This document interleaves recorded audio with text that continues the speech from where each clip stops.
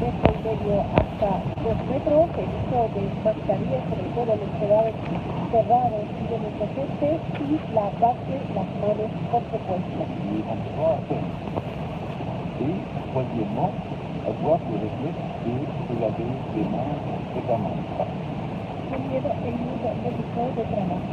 Cambiamos de asunto. Un nuevo rayo de esperanza para el sector turístico fuertemente golpeado por la crisis sanitaria. Baviera acogió ayer al primer grupo de turistas británicos en el marco de la reactivación escalonada del turismo nacional. Los turistas que llegaron desde Manchester a bordo de un avión y una compañía low cost fueron calurosamente recibidos por los responsables del aeropuerto de Redir en Madrid y los profesionales del sector turístico. El director del aeropuerto, Mohamed Bahed, aseguró que se puso en marcha todo un dispositivo de prevención contra la COVID-19 para que los viajeros sean acogidos de forma sana y segura.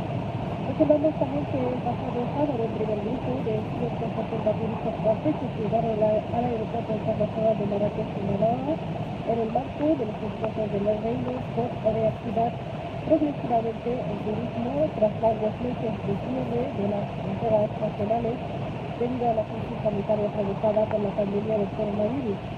Cabe señalar también que esta primera ciudad al ser turismo en un momento en que muchos hoteles prestigiosos y grandes marcas internacionales en varias ciudades de reino están reabriendo sus puertas y que varias aerolíneas extranjeras han anunciado la próxima reanudación de sus vuelos a reino.